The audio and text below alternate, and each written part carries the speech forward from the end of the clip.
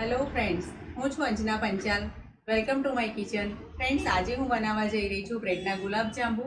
બ્રેડના ગુલાબજાંબુ ખૂબ જ ટેસ્ટી લાગે છે અને આપણે જે ઇન્સ્ટન્ટ ગુલાબજાંબુ ખાઈએ છીએ ને તેટલા જ સોફ્ટ અને સ્પોન્જી બને છે.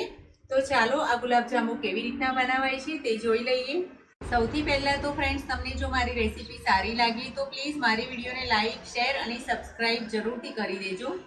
તો ચાલો મારા કિચનમાં. બ્રેડના ગુલાબજાંબુ બનાવવા માટે મેં અહીંયા 6 થી 7 નંગ બ્રેડ લીધી છે. હવે આપણે બ્રેડને મિક્સર જારમાં લઈ લઈશું. આવી રીતના કટકા કરી લઈશું. હવે આને બ્રેડ ક્રમ્સ બનાવી દઈશું.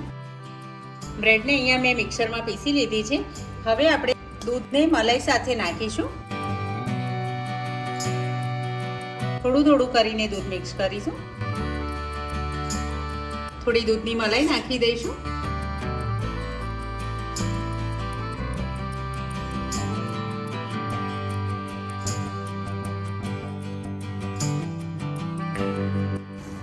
મસળીને સારો લોટના જેવું બાંધી લઈશું.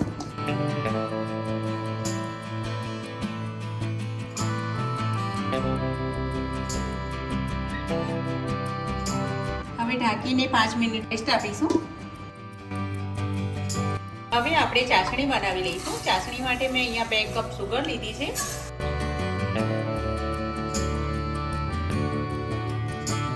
હવે 4 કપ પાણી નાખીશું.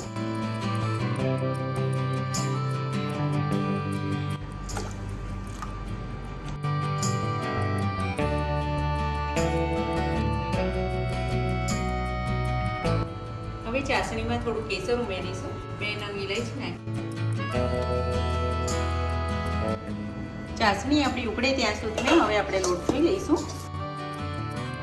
ફરી એકવાર મસળી લઈશું.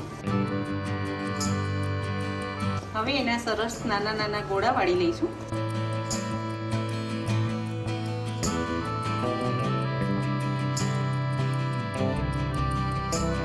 તેલ આપણું ગરમ થઈ ગયું છે. હવે આપણે એક એક કરીને ગુલાબજાંબુ તળી લઈશું.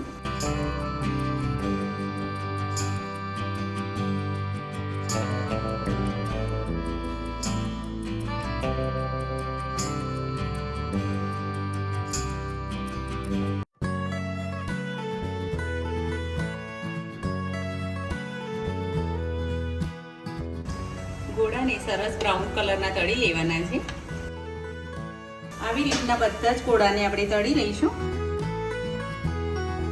હવે આપણે એક પ્લેટમાં કાઢી લઈશું. હવે આપણે આ ચાસણી ચેક કરી લઈશું. ચાસણી આપણી થઈ ગઈ છે. હવે આપણે ગેસ ઓફ કરી દઈશું. ચાસણીને આપણે 1 કે 2 તાર નથી થવા દેવાના. ફક્ત 2-3 ઉભરા આવે એટલે આપણે ગેસ બંધ કરી દેવાનું છે. હવે ચાસણીને આપણે એક બોલમાં ટ્રાન્સફર કરી લઈશું.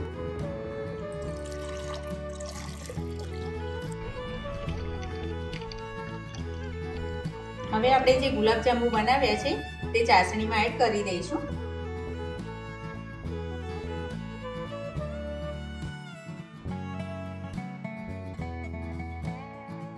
આપણા બ્રેડના ગુલાબજાંબુ રેડી છે. હવે તેને આપણે ફ્રીજમાં ઠંડા કરવા મૂકી દઈશું.